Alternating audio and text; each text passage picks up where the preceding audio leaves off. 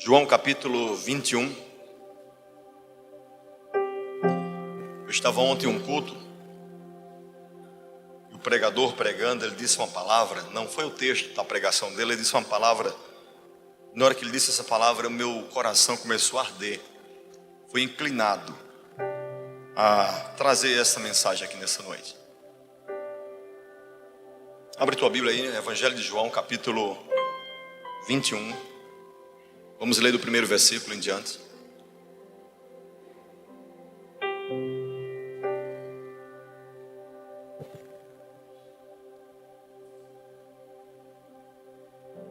Amém?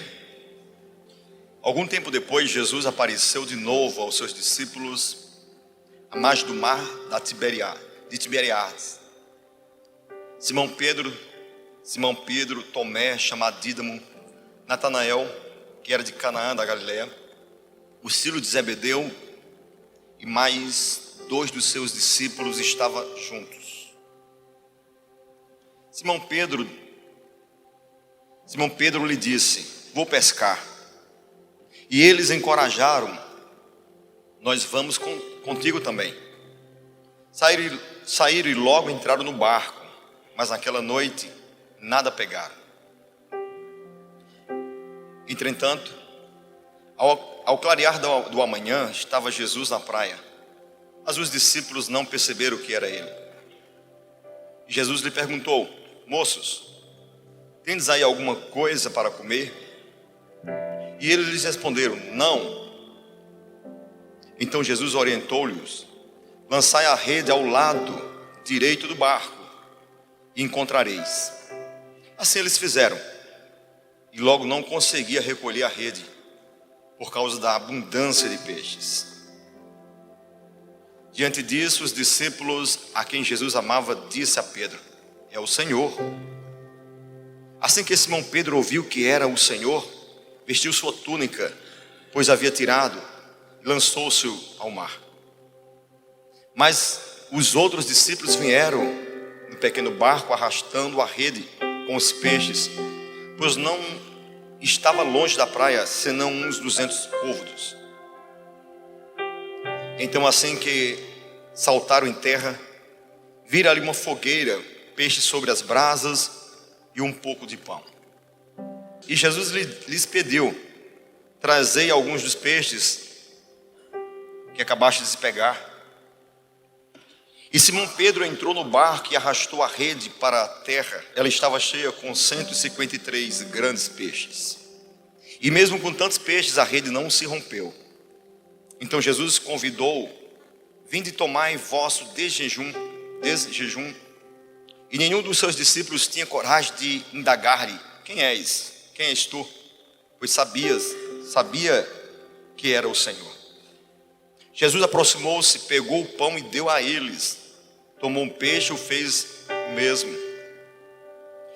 E essa foi a terceira vez que Jesus apareceu aos seus discípulos depois de haver ressuscitado dos mortos. Assim, após tomares o desjejum, Jesus questionou a Simão Pedro: Simão, filho de João, tu me amas mais do que esses outros? Respondeu-lhe: sim, Senhor, tu sabes que te amo. Jesus o interrogou: cuida dos meus cordeiros. Outra vez Jesus lhe perguntou: Simão, filho de João, tu me amas? Ele afirmou: sim, Senhor, tu sabes que te amo. Jesus confiou: pastoreia as minhas ovelhas. Pela terceira vez perguntou: Simão, filho de João, tu me amas? Pedro ficou angustiado por Jesus haver lhe perguntado pela terceira vez: tu me amas? E assegurou-lhe: Senhor, tu conheces todas as coisas e sabes que eu te amo. Comissionou Jesus: apacenta as minhas ovelhas. Curva tua cabeça comigo. Senhor Deus e Pai, aqui nós estamos nessa noite em tua presença, e nós te exaltamos, nós te glorificamos pelo privilégio que temos e podemos estar aqui nesse lugar.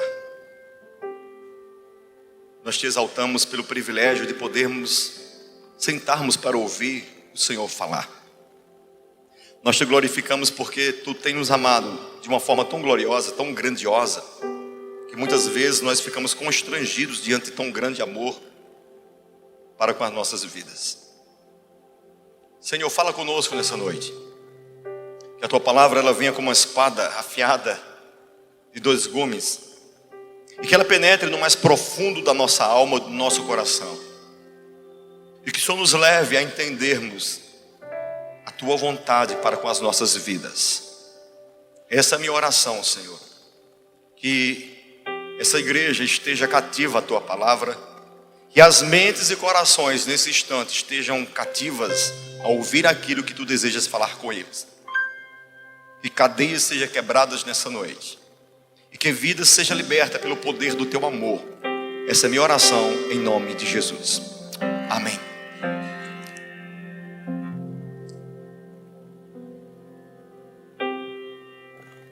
Tudo começou quando a Bíblia diz que Jesus chegou para Pedro e disse: Pedro, tu irás me negar 3 vezes. E Pedro, como eufórico e ousado que era, disse: Senhor, em hipótese alguma eu irei te negar. Se necessário eu morrerei, mas eu não te negarei. E o Senhor disse: antes que o galo cante, você irá me negar 3 vezes.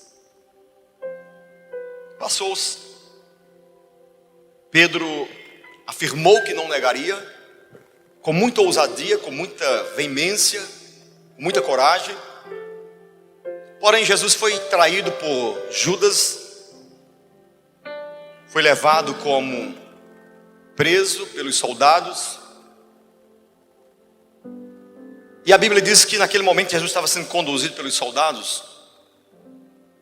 Os discípulos acompanhavam de longe. E de repente alguém chegou para Pedro e disse: tu és um dele. E Pedro disse: não, eu não o conheço. De repente uma mulher olhou para Pedro e disse: tu és um dele também. E Pedro disse: está ficando louca, mulher, eu não conheço esse homem. Mais adiante um homem olhou para Pedro e disse: tu és um dele porque tu és parecido com eles. E Pedro disse: eu não o conheço. E naquele momento o texto diz que o galo cantou. E quando o galo cantou, a Bíblia vai dizer que Pedro ele se angustiou. E ele percebeu o quão frágil e fraco era ele.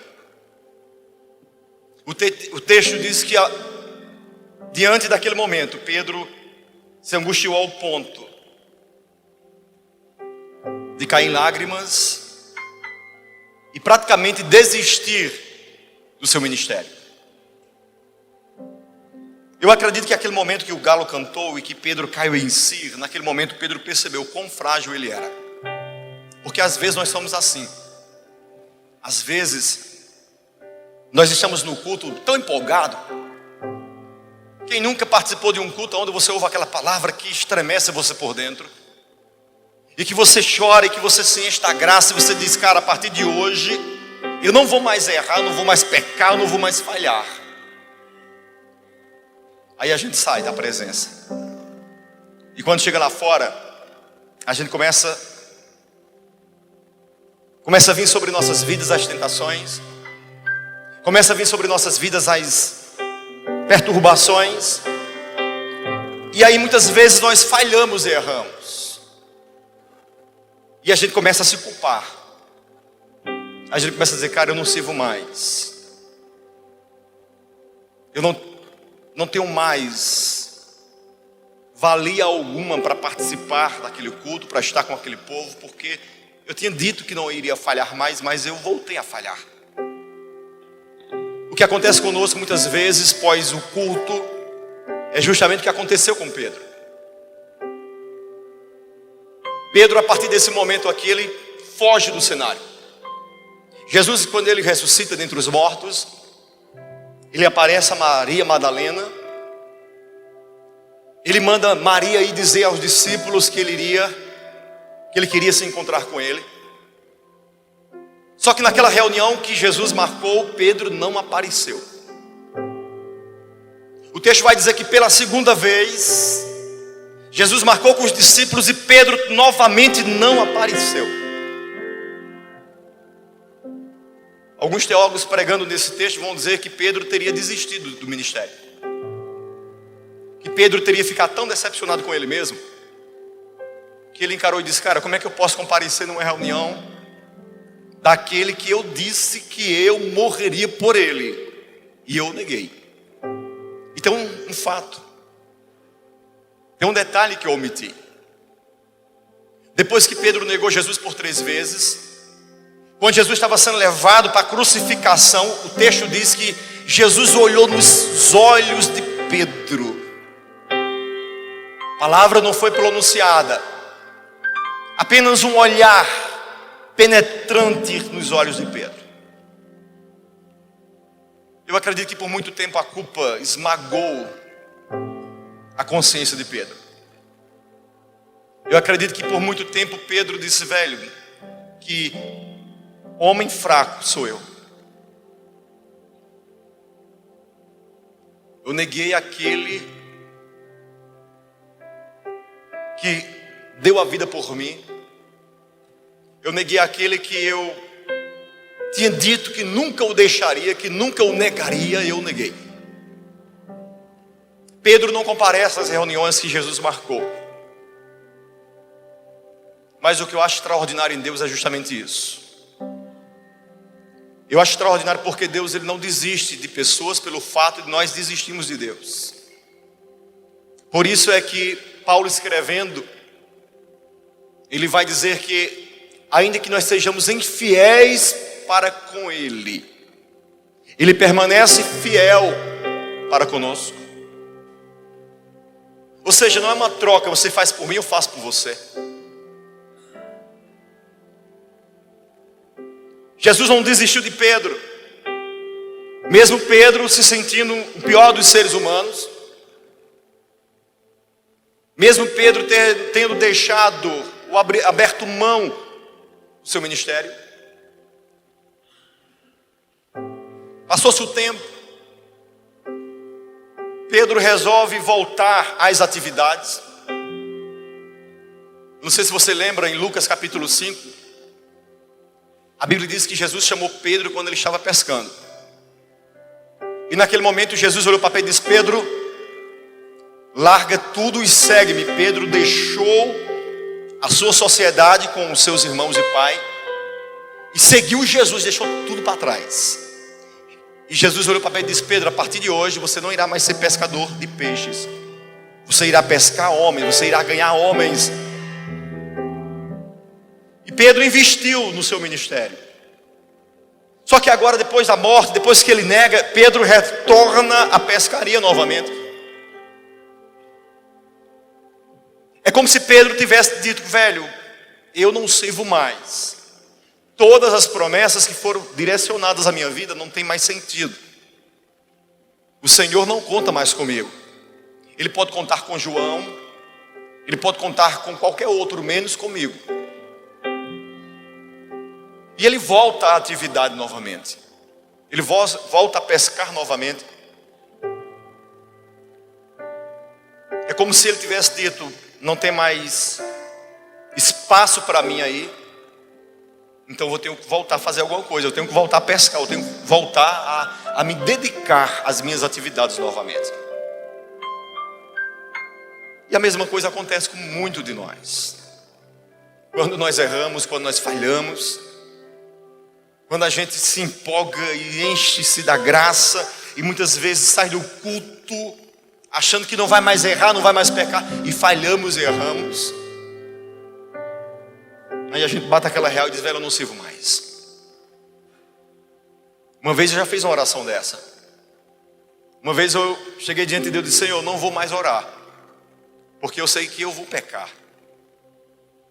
Então eu não vou mais orar. Para que eu vou orar se eu sei que eu não vou conseguir, eu vou pecar? E eu lembro que eu comecei um declínio espiritual muito grande. Até que um dia eu tive uma experiência maravilhosa, surreal com o Senhor, onde o Senhor falava comigo e dizia: meu filho, enquanto você viver, você vai ter que enfrentar essa luta, carne e espírito. Você vai ter que ser forte.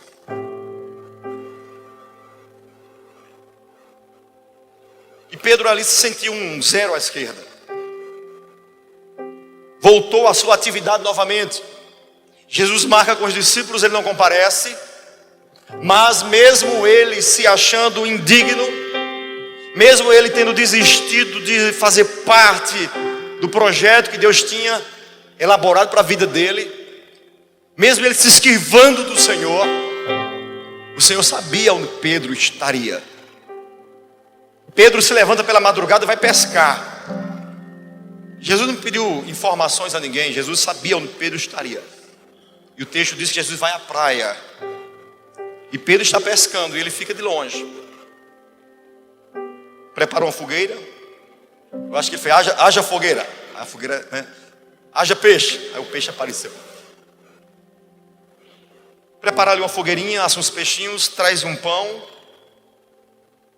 E eles estavam lá, pescando, uma noite ruim, idêntica a quando eles foram chamados, em Lucas 5.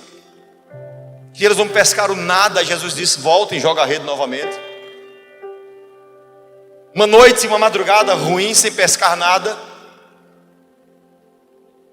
Jesus dá um grito, ei moços, pegaram muito peixe? E um deles responde, não pegamos nada. Jesus diz, olha, joga à direita do barco, que vocês vão pescar. E naquele momento que eles jogaram a rede, eles perceberam. E João percebeu, disse, velho, quem é esse que está ali na praia? Eu já vi algo semelhante isso acontecer. E João disse, isso é o Senhor que está ali. E naquele momento eles entraram em pânico. Pedro coloca sua roupa. É praticamente o último a chegar na beira da praia. Eles vão chegando devagarzinho.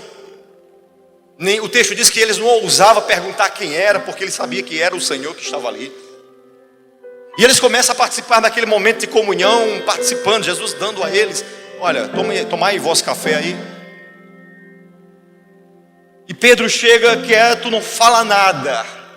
Lembre-se, a última conversa de Pedro com Jesus foi aquela que Jesus disse, tu vai me negar. Ele disse, não vou te negar.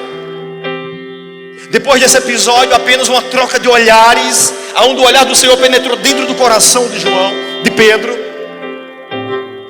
Pedro se aproxima agora da praia. Jesus pega o pão e olha, coma. Ele baixa a cabeça, Jesus olha para ele e diz, Pedro, tu me amas? Velho, eu começo a imaginar o que se passou na mente de Pedro. A última vez que Pedro disse que não negaria, o negou por 3 vezes.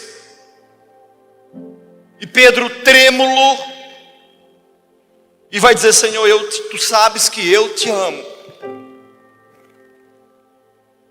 Aí para complicar a situação, Jesus pergunta pela 2ª vez. Pedro começa a tremer mais ainda. Talvez a voz já embaraçando, ele diz, tu sabes, Senhor, que eu te amo. E Jesus pergunta pela 3ª vez e Pedro começa agora a chorar. Mais ou menos esperando o seguinte, dizendo, talvez esperando Jesus dizer, como é que tu me amas, Pedro? Como é que tu me amas e tu me negas? Tu és um fracasso de ser humano. Tu não serves para jogar no meu time. Tu não serves para estar comigo. Tu és muito fraco, Pedro. Pedro começa a chorar diante daquelas perguntas que Jesus começa a fazê-lo. E quando Pedro pensava que Jesus traria o seu pecado diante dele, que Jesus iria o acusar, Jesus não acusa. Jesus diz, Pedro, se tu me amas, tu vais apacentar as minhas ovelhas. Em vez de colocar o pecado dele diante dele, Jesus dá responsabilidade a ele. Era como se Jesus estivesse dizendo, Pedro, eu não desisti de você. Você desistiu de mim. Você pensa, você tem se ausentado, você tem corrido, marquei reuniões, você não compareceu. Mas eu não desisti de você, Pedro. Não importa para onde você vá, não importa para onde você se esconda, aonde você se esconda, se você se esquivar, eu vou me encontrar com você, Pedro. E Pedro começa a chorar diante do tamanho amor, de tamanha graça, de tamanha compaixão. Porque o amor de Deus, ele nos constrange de fato. O amor de Deus não deixa situações onde realmente a gente fica constrangido. Tantas vezes eu já parei diante de Deus, velho, por ter cometido erros. E quantas vezes eu já cheguei diante de Deus me sentindo o pior ser humano da face da terra. E quando eu pensava que Deus iria olhar para mim e dizer: você não serve para jogar no meu time, eu ouvi a voz dele dizendo: Paulinho, eu conto com você. Sabe por quê? Porque quando ele me chamou e chamou você, ele sabia que nós éramos seres humanos imperfeitos. Ele não chamou você porque você era totalmente santo, perfeito, que não falharia. Não. Ele enxergou uma virtude diferente em nós. Ele percebeu que mesmo errando e falhando, nós iríamos desejar amá-lo, e que nós iríamos lutar para sermos seres humanos melhores. Jesus não desistiu de Pedro, porque ele sabia que dentro de Pedro tinha um valente adormecido. Porque ele sabia que dentro de Pedro tinha um homem com potencial gigantesco. Ele sabia que existia um homem ainda que é muito sanguíneo, mas verdadeiro. Os planos do Senhor não foram impossibilitados na vida de Pedro por conta dos erros. Os planos que Deus projetou para Pedro não foram impossibilitados por conta de falhas. Não. O Senhor não anulou, o Senhor não riscou, não jogou fora o que Ele projetou para a vida de Pedro. Talvez você entrou aqui nessa noite e você tenha estado em uma situação semelhante à de Pedro. Talvez as coisas você desejou viver o máximo com Deus, mas não tem conseguido, porque infelizmente nós não iremos conseguir. Essa é a grande realidade. A diferença é a motivação que existe dentro de nós. Eu estava conversando essa semana com o Renato, dizendo: Renato, nós estamos nesse impacto de santidade. Nós estamos trabalhando rádios de Deus. O desejo de Deus é que nós vamos ser santos. Nós temos sentido a onda de Deus, um chamado de Deus, Deus nos convocando a sermos mais santos. Isso é muito visível, é muito visível entre nós. E eu comentando, eu disse: Renato, depois desse movimento todo, será que as pessoas vão pecar? Será que os jovens vão pecar? Sabe qual é a grande realidade? É que iremos continuar sendo pecadores. Eu não vou deixar de pecar, infelizmente. Eu não digo isso com alegria, eu digo isso com muita tristeza. E a segunda pergunta foi: então, o que tem que ser mudado em cada um? É a maneira como nós iremos nos comportar após o pecado. O pecado não pode ser alegria, mas tem que ser tristeza em nossos corações. Jesus, no Sermão do Monte, ele vai dizer: bem-aventurados que choram, porque serão consolados. E o choro ali não é choro por conta de alguma coisa perdida. Não é choro porque a namorada foi embora. Não é choro porque o filho foi embora. Não. É choro de desejar viver uma vida reta, mas não conseguir por conta do pecado. A sequência das bem-aventuranças demonstra isso. Que bem-aventurados serão aqueles que almejam, que choram para ser santo, mas são impossibilidades por conta da carne, por conta do mundo no qual vivemos. Esses que almejam com tanto desejo, com lágrimas, ser santo, um dia irão provar da verdadeira santidade. Um dia irão habitar diante do verdadeiro Deus, aonde não existirá mais pecado, mais falha, e nós iremos ser santo, como de fato santo Ele é.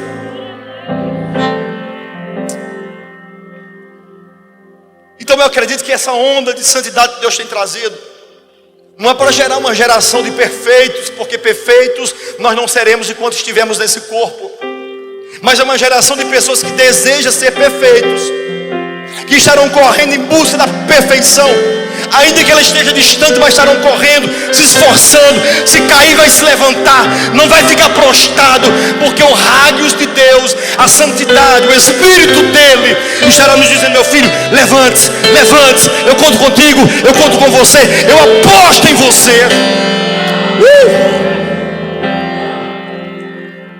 Pedro estava prostrado nesse momento. Mas Jesus disse: Pedro, levanta-te, eu aposto em você. Eu sei que você falhou, mas eu não desisti de apostar em você. Eu conto contigo. Tu irás apacentar as minhas ovelhas. Tu irás ajudar a expandir o meu reino. Porque esse é o grande amor de Deus. É um amor que nos constrange. É um amor que a gente para e diz: velho, como é que pode? Eu errei tanto, já falhei tanto, mas Ele não desiste de me amar. Ele não desiste de me perdoar. Ele não desiste de dizer: meu filho, levante-se.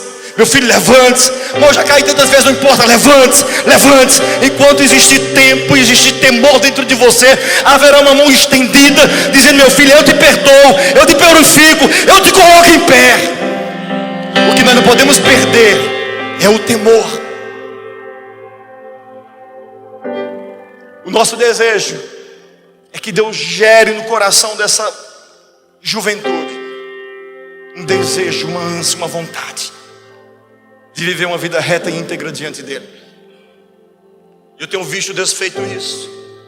Velho, uma geração como a nossa, um século como o nosso, dominado por tantas filosofias vãs, por tantas ideologias antibíblicas.